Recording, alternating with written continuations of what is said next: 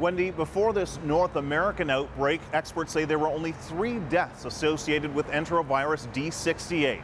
This year alone, 7 deaths in the U.S. have been linked to this disease, and now, for the first time, 1 in Canada.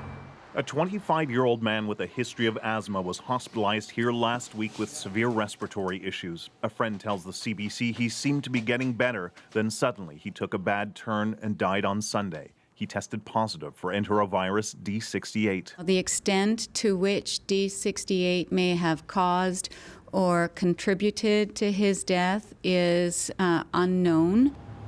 In the U.S., enterovirus has been suspected of killing 7 people, though in only 2 cases has the virus been confirmed as the cause of death. Most victims had pre-existing respiratory conditions like asthma. Canada's chief medical officer says healthy people have much less to worry about. Our understanding from scientific research is the vast majority of people infected with this virus either have no symptoms or they're very, very mild symptoms. So no cause for panic, but certainly reason for caution, because researchers are finding that this strain of enterovirus is more common and more virulent than many thought. They have a robot to do this, but Candy Rutherford prefers to do it herself. I'm faster than the robot, so I set it up myself, yes.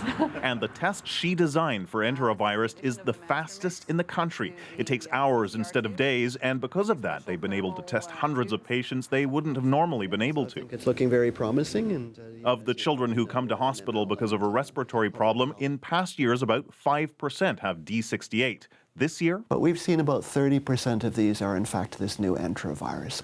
New because he thinks it's mutated and is causing the paralysis seen in a small percentage of patients, even in those who tested negative for enterovirus.